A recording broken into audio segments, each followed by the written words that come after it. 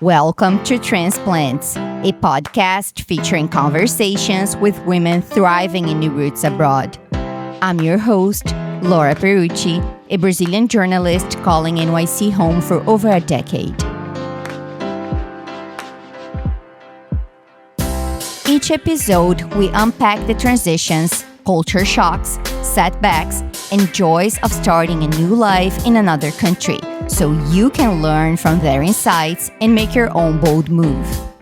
Because I truly believe real stories are the strongest way to spark real growth.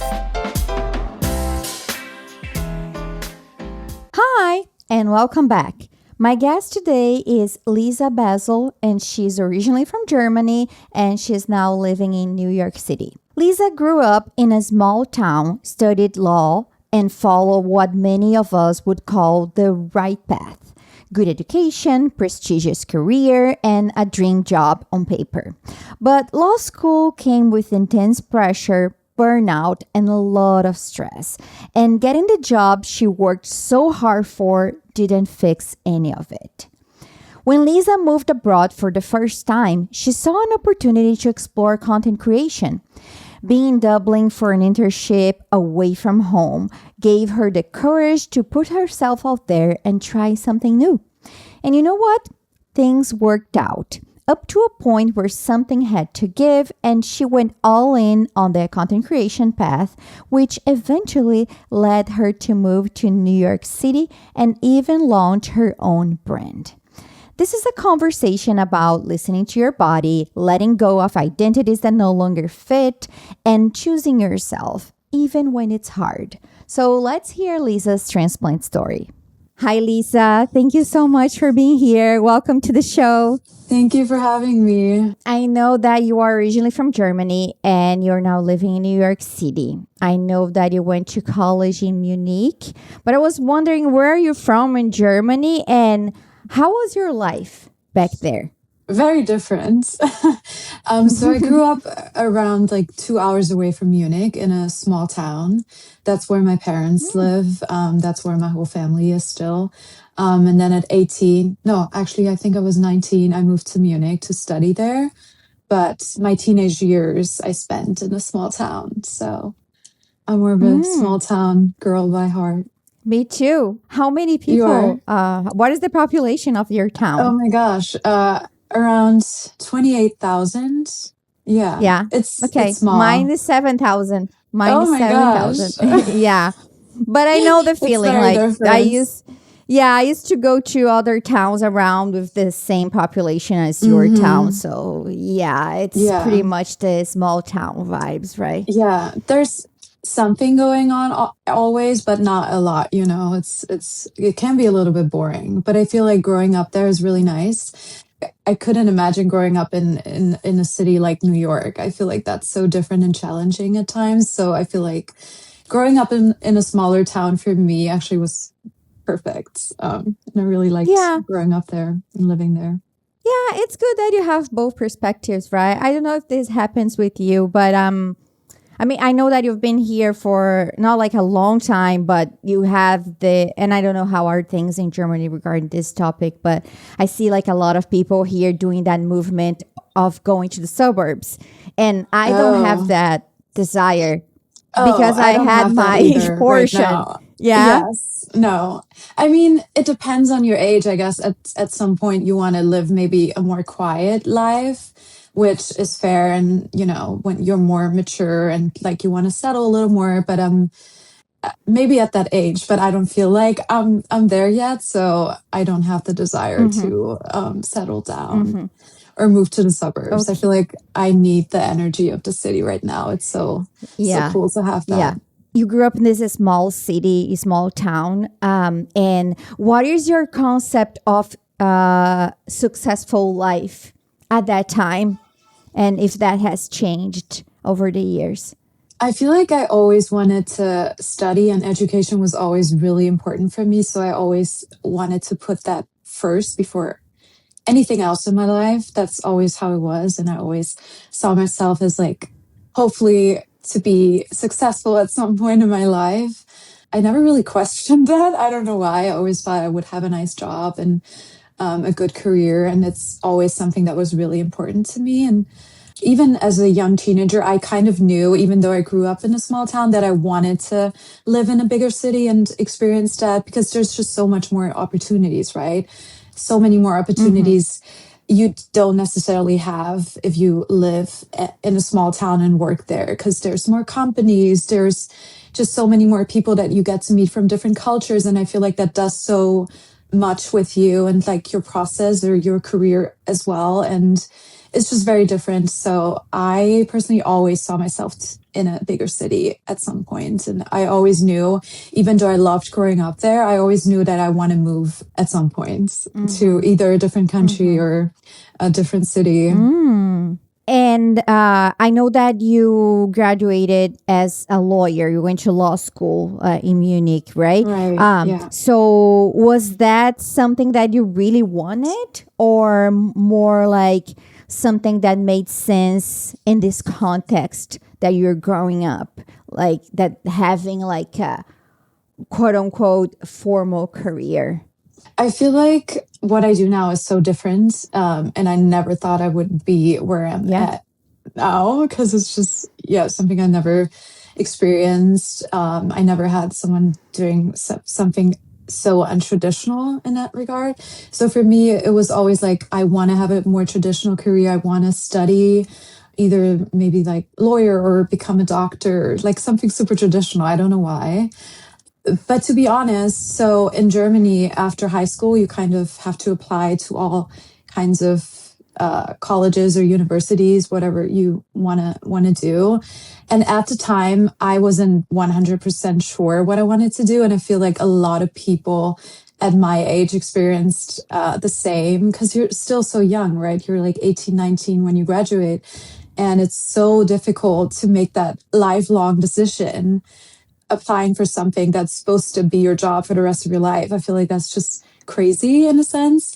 And I didn't really do my research, to be honest, what it means to go through law school and what it means to become a lawyer, how long it's going to take even. Like, I didn't necessarily look all of that up. I just thought I really liked the idea of me becoming a lawyer. And people always said I'd be good at it because I liked discussing like political stuff for like all kinds of topics. I always loved that. And I have a very strong opinion. And I also love languages. And I feel like as a lawyer, you work a lot with words. And in Germany, that's a huge part of the legal careers, to really work with the language as well. And I didn't have math anymore, which I loved because I hate math.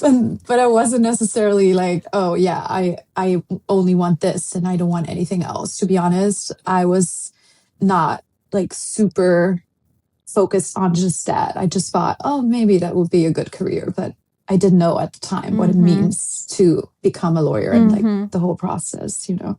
Yeah, really I young. agree with you.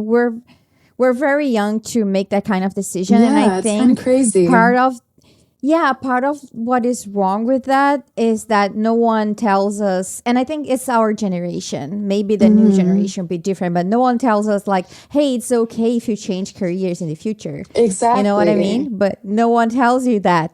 It's always kind of, or at least when I grew up, it was seen as some sort of weakness when you started studying something and then kind of figured out that it wasn't for you and you would do something else, and people would talk like, oh my gosh, did you hear person XYZ went in a different direction, which to me is totally fine. That's totally normal, and it's good for that person to figure out what they actually want or don't want. But it was always something people talked about and seen as a weakness, that you maybe weren't able to finish, or wasn't she intelligent enough to, finish that degree or whatever. And it always kind of made me feel like, oh, you have to do this, even though you don't necessarily always like it, just so you're not a failure, which is crazy. But wow, that's how I thought a little bit. And I feel like our society can put that pressure on young people, especially. Yeah, it was. I was in the same context. The same context. Yeah. Yes. Did you have something like expectation versus reality? a kind of Oh, yeah. situation when you got to the college to student life and like, oh my god, because I saw on the video when you launched your brand, which we're gonna talk about that, but you put some clips about your student life that you were struggling a lot. So yeah, how was that period of your life, and do you think your body started to like send signs before you realize that, before your mind realized that? In high school, I was always good at like it just came easily for me. I was always good in school, even though I wasn't like the hardest working person. I wasn't studying 24/7, but I was still good at what I did and had good grades. And in college, it was completely different. You had to actually work hard to be good at everything. And in law school, there's only the top of the top. So your competition is very different from like the high school people, maybe. Even that sounds a little bit mean, but it's just a very different I get environment, it. and I never experienced that. And then after a few months of just like not working as hard because I was used to that, I realized, okay, if you want to make it in this career, you have to study every single day.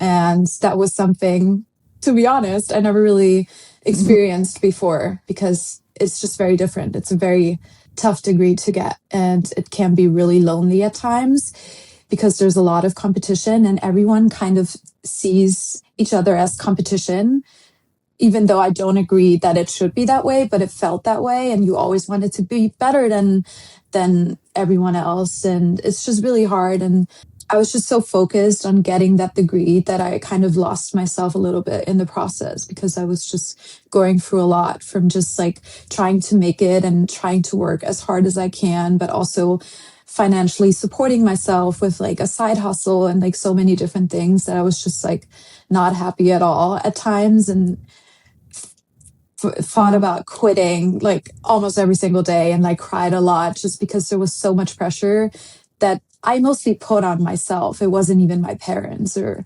anything. I pressured Mm-hmm. myself into like showing up every day, even though like sometimes I would rather, or I didn't have the energy to even do it. But yeah, Mm-hmm. I feel like I pressured myself a lot. And that's why I went through a lot of like not the greatest phases, and I was a little bit depressed just because, or burned out. I feel like that's what it was, because I was just Mm-hmm. studying every single day and I didn't really have a balance. So how long was this period of studying until you graduated? In Germany, it takes a very long time to become a lawyer. So you start right after high Mm-hmm. school, and we have two bar exams. In the US, it's a little bit Oh different. wow. So for the first bar, you study around 6 years. And in the Wow. beginning, it's not as time consuming as later on, but in the beginning, it's still okay-ish. But once you get closer to the first bar, you have to study around like 2 years, almost every day, to really be able to take the bar. And after you have the bar, there's another 2 years of internships and another bar exam that you have to study for while doing all of those internships in courts and law firms and whatever direction you wanna pursue. Yeah, and two exams. Oh my god. Yeah. Yeah. It Yeah. seems pretty hard. I don't know if I And could it do definitely, that. yeah, no, I wouldn't do it over. I would definitely do something different, knowing and going through that. And it showed on my skin as well. I had so much stress and I looked horrible and I was just like completely stressed out. But to be honest, I didn't have a lawyer in my family that I could ask for advice, So I kind of Mm-hmm. started this without knowing anyone personally who went through this, who I could go to for advice, or Mm-hmm. that was also a little bit difficult. So listening to you speaking and like knowing what I know that comes next, I'm just like trying to guess, but of course I'm gonna ask you. So you worked really hard and you passed the bar exam and you got your dream job. So maybe you realize like I just have to go through this and graduate it and everything is gonna be fine, and then I don't have to be unhappy anymore. and then you got your dream job, and it was not like that. Was it something around that? Did I get it right? Yes and no. So I started this job while also starting social media simultaneously. So I kind of had two things going on and not just working as a lawyer. So I had two responsibilities, meaning showing up online every single day, but also showing up at work. I loved my job, to be honest. I really liked it. But there was also a lot of pressure of like showing up every day. Had a lot of responsibility. I mean, I was a lawyer then, so you can't just be like, oh, maybe we're gonna do it today or tomorrow. It doesn't matter. No, you have to show up. So it was just a lot of pressure I put on myself. And then I had social media as a side hustle already at the time. And so I had two things at once. And I felt like I was never fully present at both of these things. And I felt like I'm doing a disservice to both of those careers a little bit. And that was something that made me really unhappy and made me realize maybe you have to pick either or in order to really focus on just one thing, because you can't always do like so many different things. At some point, you have to pick something. Yeah. I think if I didn't start social media, I would still work as a lawyer, even though it can be tough sometimes. But I think the toughest part was not being a lawyer, not like the fact that I was working as a lawyer and hated my job, but the fact that I did two things at once and I felt like I couldn't work as much anymore because the hours per week were just crazy. And yeah. And you want to like to give 100% of yourself for Yes, both of the things, probably. exactly. And also when I studied, I always hated studying on the weekends. And I thought, wow, once you graduate, you're going to be able to just have a weekend finally and have like Saturday off and Sunday off. And then I started working. And on the weekends, I would have to film, would have to edit, would have to do all my emails and so many different things. So it wasn't what I imagined, having like time off, visiting friends, family, none of that. I was just like constantly working. And that's not how I imagined my first job to be. So it was just a very unique experience. So this job is the reason why you moved to Dublin? Was this the work opportunity that you had there? No. So after I finished my bar exam, we had 3 months of an internship that we had to do. And I wanted to live abroad because I never experienced that. And I had always felt that regret of like, why did you never study abroad or ever lived abroad? So I really wanted to do that. And even though it was just for a few months, I still wanted to do it so badly. And I traveled through Dublin and Ireland before, and I love the country. It's beautiful. And I always wanted to live there. And so I took the internship and I worked there, but it was just for a few months, unfortunately. Okay. But it was still a great experience. And that was the first time that I ever lived abroad. That's also when I started my social media journey right after my bar. That was my next question, actually. Okay. So, yeah. Tell us how everything started, how you had that idea. Was just like one day and you decided to do it. Just tell us. It's nice to like hear the behind the scenes from someone that is like so successful today on social media. So I moved to Dublin, but it was during COVID. And COVID was, as we all know, was not a great time. It was really frustrating because depending on where you lived at the time, everyone had different regulations, right? But in Ireland, my plan was to do the internship and travel a lot in my free time because I only had to work 4 days a week, which was really cool. And I thought I could travel the country and meet so many people and go to so many different restaurants and really experience the culture because that's something I love doing.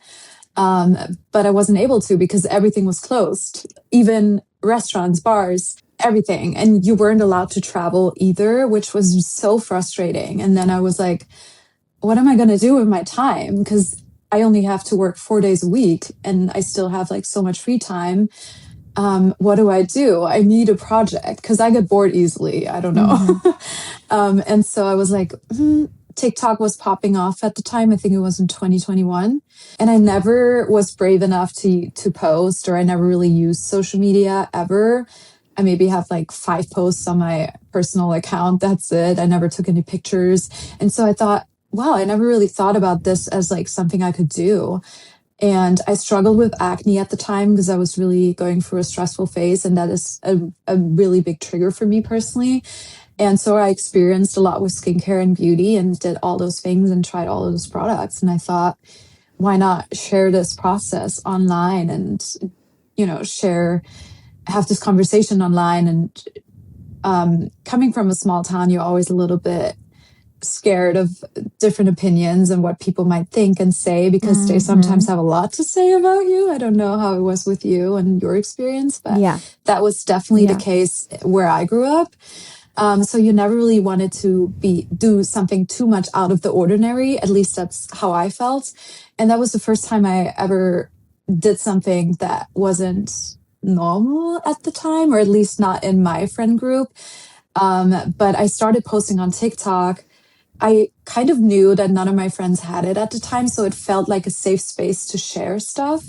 Yeah, I really loved it. I fell in love with just like posting, talking about beauty, trying all of these products and having a conversation online with just strangers who can be so supportive and sometimes even more supportive than your friends. And that was something that I really loved. And I continued doing it. And then it turned into a career just a few months after. And so this experience abroad gave you more confidence to pursue this side hustle?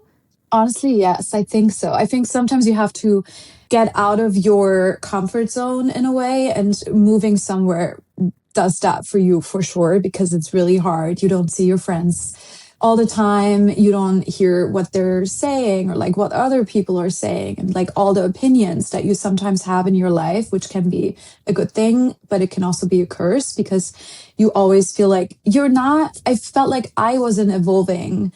And I always did the same thing. I always put my education first, and that was always like what I did. But I never really did a lot of the things that I actually enjoyed doing. And for the first time, I felt like I could do that because there was some sort of distance from all the noises, the outside noises. And I felt like it gave me more of a safe space, especially because I knew nobody had TikTok. None of my friends had TikTok because I'm a millennial. It was more of like a Gen Z thing at the time. And that was just, the biggest blessing for me personally, because it gave me, so much more freedom and a space where I felt like I could do something different and don't always have to do the things that people expect me to do, Nice. Love that. Love that. When the shift happened, because this was an internship, but you still had your dream job came after, I assume. And then at some point you realize something has to give and you decided to go forward with social media. How did you decide to do that? What are the kind of conversations you're having with yourself to just saying like, yeah, I'm going with social media. I'm saying bye to the lawyer career, at least for now. So was it hard to make that decision? How was that process for you?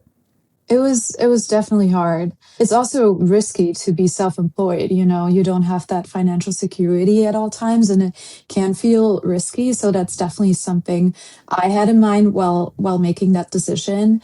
But I always, I worked so hard to get this degree, and then it felt kind of wrong to not pursue it and to not do it anymore and use it. And that was also something I struggled with a lot. And then also opinions of other people, because, influencers don't have the best reputation. And it's just something I struggle with sometimes.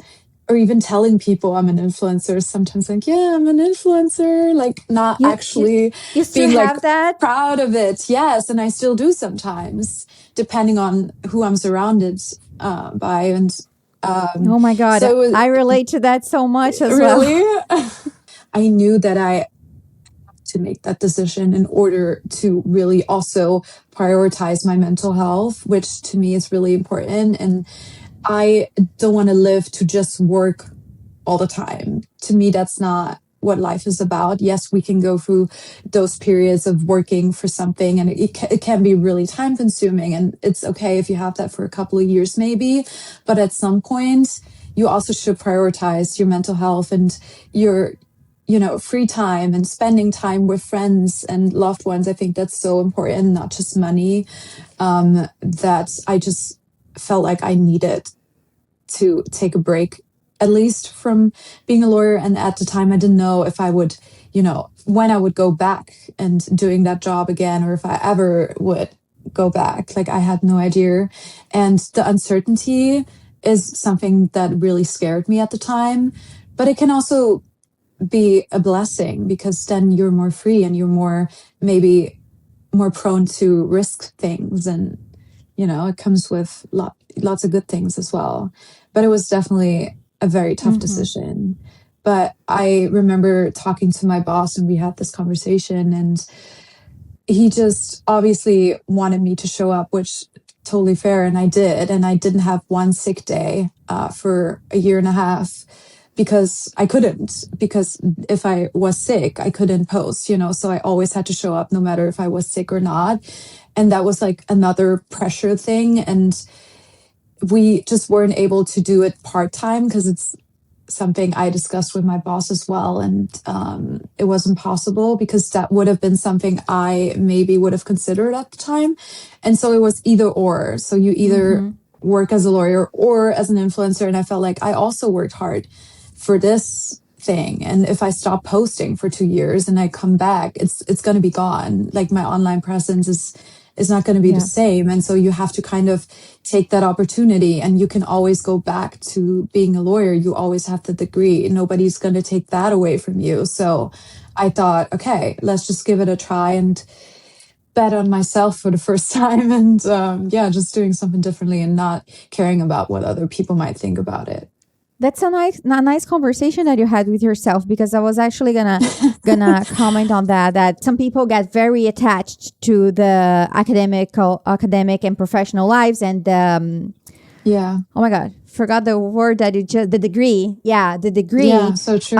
Because we have to choose this career that you're supposed to like work your entire life.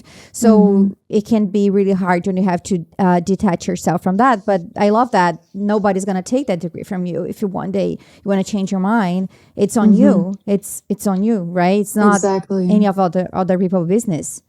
Yeah, I struggled a lot with my internally with like, what if.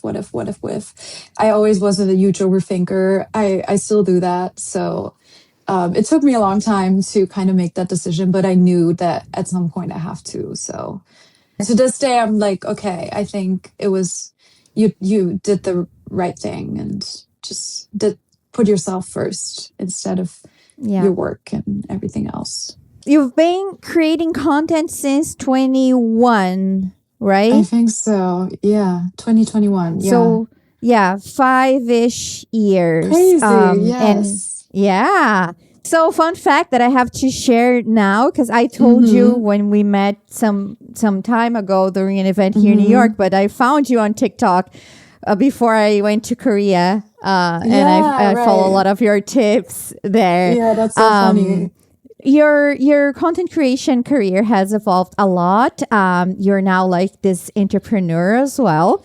So tell us about your wins. And I'm sure a lot of exciting things happened. I was just going through your highlights, and I was able to see some moments. You were here and there and everywhere. But what was like a real pinch me moment? I think the first brand trip I had, I think that was in 2022. I didn't get to travel a lot while I studied. And so finally I had the time or the resources at least to do that.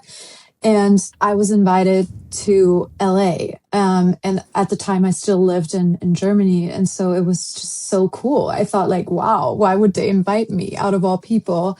There were so many inspiring creators, and it was just the best time ever. And I made so many friends on that trip, and there were so many it was with Amazon. And there were so many cool creators and even celebrities. I met Jessica Alba there, and I was like, what the actual is going on here?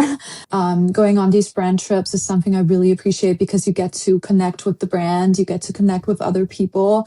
Sometimes there's people from all kinds of countries and backgrounds, and I love that. I love having those conversations with people from around the world. And in Germany, when you study law, there's not a lot of diversity. And I always felt like I wanted that a little more. The fact that I get to work with my dream brands, and I never thought I would. It's just so cool. And that's like a pinch me thing. It happens like so many times a year that I can't even pinpoint it to one thing. But just because that was the first trip, I felt like it felt extra special. And it was. You decided to leave your job to pursue this content creation career, and you were based in Germany doing this. Right. So how New York City happened? How did you plan this move? Why New York City? And what does the city represent to you? I can tell now that you love diversity and love to have these conversations. And New York City is the perfect place for this. Yes. It's a very inspiring place to have a business. Yeah, Right. yeah. But yeah, tell us all about the planning. Sometimes I can be a very spontaneous person. So I'm like, I'm doing this. And then the Okay. next day I'm doing it. So it's not always like super planned out. But I remember being in New York. I think the first time I was here was in 2015. I fell in love with the city the minute I landed here. Basically, everything was so cool, and all the skyscrapers. You just look around and you're amazed by the city. And I feel like the city has such a unique energy that just does something with you, especially when you're working more creative. When you're creative, from the minute I was here, I was like, oh my gosh, I want to move here. Even though at the time, obviously, that was not something that was realistic. But I always had it in the back of my head that I, at some point, would love to live here for a few years, maybe. Now, when I quit my job, I knew that I could basically live wherever I wanted. Of course, if I get the visa, that's a different story. Yeah. And then I was like, I want to move to New York because also my content is in English. I never created content in German, and I have a very international audience, and they're especially from the US. So from a career perspective, it made more sense to be in the US because that's where all the events are that I get invited to. That's where all the brands are that I work with. So it just made so much more sense than to do this from Germany because my audience just wasn't German. I mean, a small part, but not the main audience. And so that was also something. And I just wanted to network. And I feel like that's super important when you're self-employed. And in this career, you want to meet people from the same industry. You want to have those conversations with the brands as well. And you want to experience the products firsthand and all those things. And content creation can be really lonely if you don't have these events because it feels like you're doing this all by yourself and you don't have any other colleagues like I had before. And it's hard because none of my friends at home are creators or doing a similar thing. So for me, when I struggled with something that was about my online presence, I didn't have anyone I could talk to and come to for advice. And now that I'm here, I have so many people who do the same thing. And it's just really cool because then you have those experiences and those conversations about things that you struggle with, things that you like. And it just feel like for the first time doing this, I have colleagues, and it's just like something that we can do together and we help each other and we have those amazing conversations. And it's just something that I could only have either here or I guess in LA. So still like talking about this move abroad step, which is not an easy step for anyone. And I think like each of us, we have different reasons and motivations. But moving abroad while working for yourself as a content creator and also like moving alone, it's a very bold move. And also I remember seeing in your video you mentioning that saying goodbye to your family almost broke you, but sometimes you have to be selfish. Can you unpack a little bit of these feelings for us? Yeah, I'm trying not to get emotional, but it's a really emotional topic for me. Because I'm really close to my family, and having a supportive family, it's not easy to give up. And obviously, they would never leave. And so I had to do this by myself. And I mean, they weren't happy about it. And we don't have anyone in the family. None of I have two sisters. They still live in the town I grew up. And so my family dynamic is really close. We're always really close. We're doing lots of things together. And even though I wanted to move, I knew I would give that up. And that is something I struggle with sometimes because, I mean, you're in a different country, you don't have any family here. And to me, family support means a lot. And I love seeing my sisters and my parents and having their support. Like, for example, you move somewhere to a new apartment or whatever. I had to all the furniture. I had to do everything myself, and I had to build everything. And usually my dad would do it, or my brothers-in-law Mm-hmm. would help me. And for the first time, I was like all by myself doing this move, and then, speaking a different language, having a different culture that you're exposed to every single day is not always easy. It was just a lot at the same time, and not having my family with me, and just seeing my family so heartbroken that I left was just something. Yeah, sorry, Oh, that was really hard that's for okay. me, and still is. Yeah. I know how it feels. Yeah, don't worry. Yes. I'm sure that a lot of people can relate to that feeling Oh because, yeah, I yeah, think so. I guess, like, yeah, you try not to cry and then they try not to cry and then someone Yes, and then you cries and want to be, then, and yes, and then you're like, oh no, now it's over. But I always was like, I always try not to cry in front of my family because I want to be like strong. But it was definitely hard, and I probably cried a lot, so it didn't work. But yeah. yeah, hearing that they're proud of me really helps me, and it just tells me that I made the right decision. And yeah, I can always call them, and I go back like twice a year, 3 times a year, depending on like what's going on there. If there's like some occasions that are happening, like big Mm-hmm. birthdays or Christmas. So I'm not out of this world either. And with our technology, it's always possible to, Yeah. call, and Yeah. it just feels more distant than living in the same Yeah. country. It just feels like, if you don't speak your own language on a daily basis, and it just feels like you're always a little bit alone sometimes. So it's just different. But yeah, it's not that far. That's Yeah. what I tell myself. And you can always call, and they visit me, and it's okay. I'm old enough to do that step, I think. And And now that you are living this dream, something that you plan, moving to New York, something that I really wanted, like, it's so interesting, right, to look back that you came here in 2015 and you mhm. moved here in 2024, right? Yes, a year and a half Yeah. ago. Yeah. Yeah, almost 10 years later. So sometimes dreams take a Crazy. lot of time, right? Yes, and But yeah, that, manifest. they say, yeah, they say, like, be careful with the things that you wish for. Exactly. I felt like I Um, manifested too much at that moment with like all the yeah, skyscrapers. just to talk a little bit of, like, what the things that you're looking for when you move to New York, which you already talked about it, and this relationship so close to your family. It's like it's a lot to balance. So what would you say to someone that is having these feelings, is like struggling, like you work? Not everyone has a great relationship with their families. We know that, like you said, you're very close to them, but a lot of people are like that, and they will be, I don't want to live because I'm going to suffer. So Hmm. if you could give some advice from what you learned so far, what would it be for someone that is, like, maybe afraid to, like, jump to something like that? Sometimes you have to put yourself first.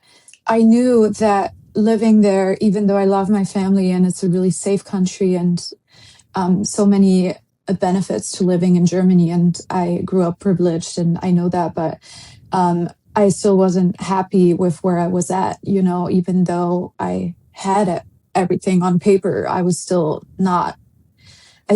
didn't feel like I loved everything I did. And so I thought, I really want to experience this and I really want to live someplace else and really want to put my career and myself first and my feelings first because sometimes your family, they're not out of this world and they're doing their own thing too. Like my two sisters, they have their partners, and sometimes you feel like, so I'm alone, so what is there for me? Like I didn't have that. And I thought, this is the perfect time to put myself first. And sometimes we just put everyone else first before us, and that's okay sometimes, and being there for everyone else. But I feel like ultimately we all have to think about what makes us happy and then do whatever makes us happy. And yes, it's hard sometimes for other people too, because they love you and they don't want to see you go or leave the country or whatever. But if that's what you really want to do, you got to do it. And I feel like if you have that in your head, like, oh, I want to live somewhere, but then don't actually go through with it, that's something you might regret. And you always have that. And even if you move and you go back because you're like, oh, I didn't like it there as much as I thought I would, you still did it. And that's worth so much more than not doing it and always living with that regret. I just feel like sometimes you Yeah. just have to do what you think is best for you at the time and go through with it and put yourself first, because everybody's got to put themselves first, in my opinion, at some point. You can't live for everyone else and you can't always just make everyone else around you happy, but you're not happy. Because they're not going to be happy if you're not happy either. So please put yourself first. Yeah. I think that's the most important thing. And the lesson I learned, and that's how I move now. Let's talk about your new role as a founder. Um, um, when did you start thinking about having your own brand? Mm-hmm. And how did it feel to become a founder after like already reinventing yourself once? Was like terrifying, was empowering, everything at the same time. And honestly, when I saw your video that you posted, something is coming, like follow my brand, I thought that you were launching skincare. I was Oh. surprised to see that it was not Mm-hmm. there. So, yeah. If you could also talk about that, how you came up with this idea and explain your product. And for the people that are watching this, you can show the product. Yes. For those who are not listening, watching, you can see it. And I'm going to link Mm-hmm. everything in the description as well. Thank you. I always loved seeing entrepreneurs and listening to maybe podcasts of people who have their own business. It always felt really inspiring to me. And I always loved that idea of having my own brand at some point. And I never really knew what that would be, but it was always something that I thought of. And at least doing my own thing, because I'm not the person who likes having a boss all the time. And it's hard for me when someone tells me exactly what to do, which to some people it is completely normal. I know that, but it just bothers me sometimes. And it did bother me at my job sometimes, where I'm like, being your own boss is like really cool. I love being more independent. But with social media, I mean, it's really unpredictable. And I felt like, and you're always kind of dependent on the brands you work with, right? And I kind of wanted to have that feeling of being more independent from that and just having my own brand. But I never really had an idea that I loved and where I was like, oh yeah, this is something I would love doing, because I mean, your face is on the brand, so it matters what you do, I Yeah. guess. And I use a lot of skincare. But what I also do is because I don't have the best genetics when it comes to my skin, so I have to eat healthy, first of all, because that's a huge trigger for my acne. I'm very acne prone. Also, stress is a trigger. Obviously, that's different for everyone else. But for me, it's stress. If I drink, if I eat too much sugar. And so I try to find a balance of like what I eat, because I also love pizza and I don't want to give up on that, but I still don't want to break out all the time. So I just love Yeah. experiencing with supplements as well, and not just skincare, because it also matters, in my opinion, what you put inside your body and what you eat. And Yeah. if you eat healthy, it's definitely going to show. And so that Yeah. was something I always experienced with. And I tried so many supplements. And I always posted also about skin food, which is like skincare videos, skin food videos, where it's more about your skincare and what they do to your skin. I did that, and I was always very passionate about it. And I traveled to Korea a lot, and they take lots of different supplements, Yeah. not just pills or powders, but all kinds of forms like gummies, pills, oral strips, even, and so many different things. And I always loved going to Olive Young, which is kind of like Sephora in Korea, and just buying all those different things and trying out what works and what doesn't, what I like, what I don't, and talking about it online. And I kind of it became a passion of mine. And then I saw a supplement that was really interesting. It was an oral strip. I really loved it. And then I had all those marketing ideas in my head already. And I was like, oh my God, the packaging would look so cool with like this or that, and like the name. And that's how it started. And I had this idea for, I think, 2 years, but I started working on it maybe a year and a half ago, and took it more seriously and experienced different things, and like tried so many different things, and then ultimately started the process of becoming a founder, which can look different for every brand depending on, what you sell at the end of the day. Yeah. But for me, it was about finding the right people to work with, manufacturers that are really specialized in those things, that really can make you a high quality product, and then having a trademark and, a brand. And what would your marketing look like? What's your budget? Do you need any investors, or do you invest only your own money? Like, sometimes I still don't know what I'm doing, and I'm like, oh my gosh, I have no idea. It's like, it can be really, really, really challenging, because it's not something I ever experienced before, and it's very, very different. Becoming a founder, there's so many things that I've never ever thought of even. And I learn a lot every single day. And it's very challenging, but it can also feel rewarding. But we're still like really early. We just launched a few weeks ago and did kind of like a Yeah. soft launch. But yeah, I'm excited to see where it goes, because it's very Mm-hmm. unpredictable. Yeah. Well, tell us a little bit about your product, about your brand. Yes, I would love that. So this is it. So this is the Yes. packaging. So it's an oral strip. And I saw this format of an oral strip, and I thought it was really interesting and a cool thing to take. So this is exactly what it is. This is the inside packaging. I can show you. So this is an oral Mm-hmm. strip. So you place it on your tongue and then the roof of your mouth, and then it dissolves. And Uh-huh. the advantage of this versus a pill is that the pill goes into your body, in your stomach, and it's so much harder to absorb the ingredients for your body, versus this, when it's in your mouth, it's like immediately better for the absorption and bioavailability. And that's like the advantage of having an oral strip. And our manufacturer has a patented technology and only does oral strips for various companies. And so I felt like working with them is really amazing. And ultimately, we have this. It's a strawberry flavor. I don't know. Should I show you? It's like easy to take. So Yeah. it's just on the roof of your mouth, and then Mm-hmm. it dissolves, and you get all of the ingredients. And I don't know if you're familiar with glutathione.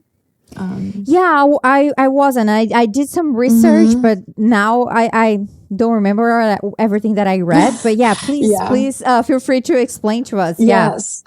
So it has glutathione in it. It also has collagen and acerola extract. And glutathione, people are getting more familiar with it, I feel like, here, but it's Mm-hmm. still relatively new. Collagen is what people, I think, know more Yeah. about, or even take as a supplement. And I took collagen for years. So I was very familiar with it. The glutathione is great for brightening your skin. If you have dark spots or an uneven skin tone, it can really help with that. And it kind of like gives you that glow from the inside out. It's I love really that. something I love. And I always wanted to combine it with a little bit of collagen and acerola extract. It's basically vitamin C. It's great like antioxidants, and it's just a perfect mix for me personally for my skin concerns or what I want my skin to do. And so I kind of landed on these, and that's what it is now. I love that I mean, I don't love that you're acne prone skin, but I mean, I I don't like the love that fact that either. you, yeah, but I also have acne prone skin. And Mm, a you lot know the of times that I struggle. would take, yeah, a lot of times I would take supplements.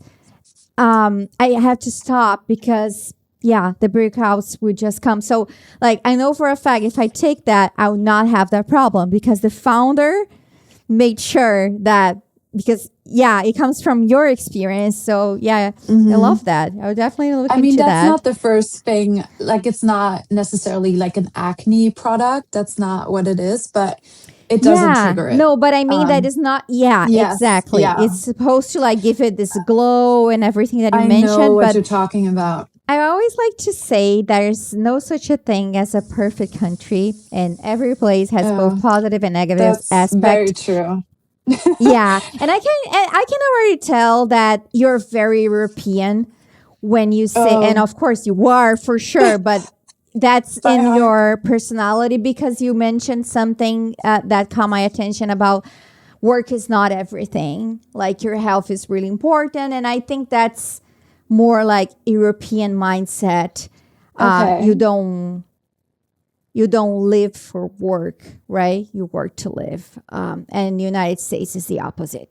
Mm-hmm. So, and I also love one thing that I love about being an immigrant is having this in between place that can sometimes can be so lonely, can be so confusing, but sometimes can be good because you learn to appreciate different things. With that being said, what do you appreciate the most about life in Germany, and what do you appreciate the most about life in the U.S.? Oh gosh, that's a very tough question to answer because there's so many things. I think what I really appreciate about Germany, and I didn't appreciate it at the time, I think, was all the rules that we have. I love that now. I feel like because Oh, there's so many social manners or like manners in general that are a little bit more specific, like always being on time and in public spaces, really being aware of your surroundings and maybe not talk too loud because it could bother someone else, or not listening to music without headphones oh in my public God. spaces. Like so many like rules that Germans know, but not necessarily anywhere else. And I thought they were universal, but living here, it turns out it's not. And I really love that now. And I feel like it's hard for me sometimes to accept those things because I'm just not used to that, or like in public spaces, people not caring about other people's space, personal space, especially. Also, I don't Mm-hmm. like when people come Mm-hmm. too close to me because I'm like, hey, please, here's the personal space. Like Yeah. small things that I do that I just noticed are very German. It's not just European, because Europe is so different from all the different countries. Yeah. Like you can't compare German manners to Italian ones because they're so different. It's Yeah. more German things that I now appreciate, I would say, a little more than when I actually lived there.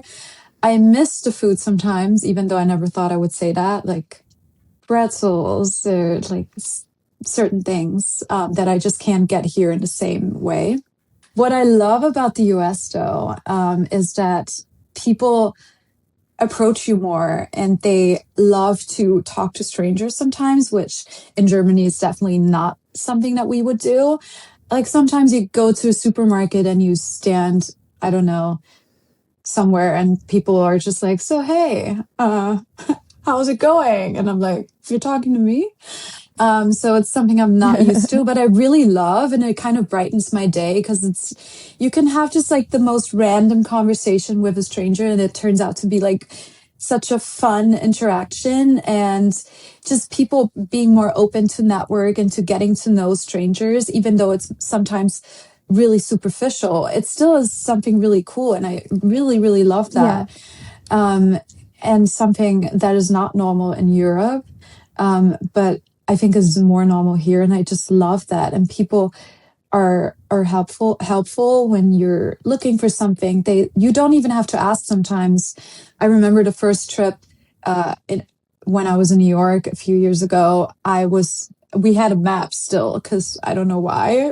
It sounds really old school. So we were looking at the map, like the city map, and then someone just came up to us and was like, "Do you need help?" Or, if I ever have like suitcases and I travel a lot and people see me with suitcases, they're more likely to help me here versus in Germany. So networking here is so much easier because it's okay to talk to strangers even. Like, people don't think that's crazy. If I talk to strangers in Germany, you have to approach it very, very careful because people might think like, why is she talking to me? We don't know each other, So I love that about the US. Yeah. Interesting. Yeah. I like that too. I like that hmm too. Yeah, Aren't yeah. people more open though in Brazil to talking to strangers, or like Yeah. more Oh, for open to sure. having I would say conversations? I would say that sometimes they talk too much, honestly. Oh. Yeah, Brazilian people are very open and very hmm warm. Honestly, I don't know if maybe that's related to the weather, because it's a hmm tropical country, and I I think guess it is. when you It have does more something. sun. But yeah, you can have a whole conversation with someone, with your Uber driver. hmm Yeah, Brazil is another level. It's like the United States is one level. Brazil is like a level up on that. Oh, It can be okay. good, it can be bad. Yeah. Sometimes, because sometimes it's like, I don't want to have a conversation right now, Yeah. I mean, and you yeah, feel like you no. have to, I yeah, feel and you that. have to I feel keep that. talking. So I guess my last question, and I feel we already talked about this, but hmm let's see. For a woman that is listening that feels stuck in, quote unquote, a good life that doesn't feel right, like the one that you had. Because, like you said, on paper, everything was perfect, but you're not super happy. So, what's one question they should ask themselves? Really think about what you want, which can also be hard because we don't always know what we want either. That's the first problem I have sometimes. I'm like, what do I even want? I don't know. Yeah. But if you think about it more and more, or think about the things on a daily basis that make you happy, or maybe make you unhappy, then you can maybe figure out what it is exactly that you're struggling with. And then once you figure those things out, maybe think about, what can I change on a daily basis to kind of improve my daily life? Because that's what we all want, right? We want to make our life better. And if we can do that with simple steps, then perfect. You can just figure it out, like by just figuring out the problem, finding a solution, and then doing it. If you feel like you can't solve your problems with the things you have right now, such as a job or like your partner, it could be like so many different things that make you unhappy sometimes. Maybe sometimes you have to let it go. And even though that might be something you always thought you wanted in life, you just realize that it might not be what you expected it to be, and that's totally okay to realize. And once you make that realization, I think it's so much easier to find solutions and to maybe think of things that you would enjoy more, instead of like maybe your job or that partnership that you're in right now. It can be so many different things that make you unhappy. I mean, it's different for everyone, but sometimes we have things we always thought we wanted, but they're then realize it's not something we love at the end of the day, or it doesn't make us happy, not in the way we thought it would. And coming to that realization is already, I think, the first step. And then just figuring out how I can improve my life and what I can do to make it better, and eventually just always putting yourself first, because that would what matters most. Because if you're not happy, the people you love are not going to be as happy either, because they want you to be happy as well. So being selfish also means taking care of others too. It's everybody benefits from you being happy.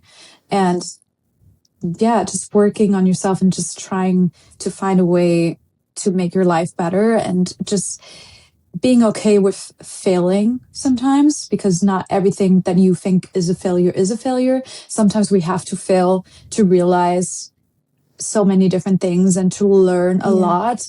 I think the biggest learnings and lessons in life come from failure, failed relationships, failed career opportunities, failed whatever.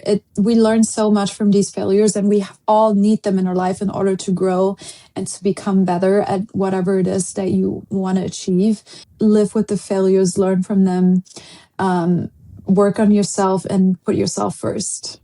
That was amazing. I love this conversation. Oh my Me God. too. I'm so Thank inspired. You so much. Yeah, I'm going to link everything in the description, but please tell people where they can find you.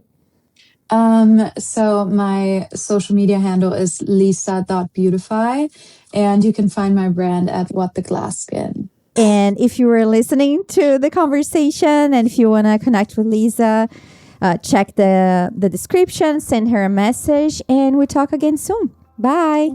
Bye. I hope you guys enjoyed this episode with Lisa. I had such a great time talking to her and getting to know more about her journey. Letting go of identities, it's not something easy to do, especially, I guess, coming from this generation, the millennials and maybe older people as well. It's not easy, So yeah, it's something really brave, and I'm happy for her. And it's super, super nice to see an immigrant just being successful and an entrepreneur in another country. I'm gonna link everything in the description as always, and you can also check her brand and send her a message if you like this episode. Send me a message as well. Also, if you're listening to this episode on Spotify, please hit that follow button and rate us 5 stars. Also, like if you are using Apple Podcasts, you can also rate us there. If you're watching this on YouTube, please subscribe. And if you made this far, you wanna maybe check other episodes, because there are so many incredible stories here on Transplants, and I hope you guys like it. And I'm always looking for new guests, so yeah, send me an email, and I want to learn more about your story. If you're a woman living abroad, or maybe if you know a woman with an amazing story living abroad. Other than that, thank you so much for being here. Until next time, bye.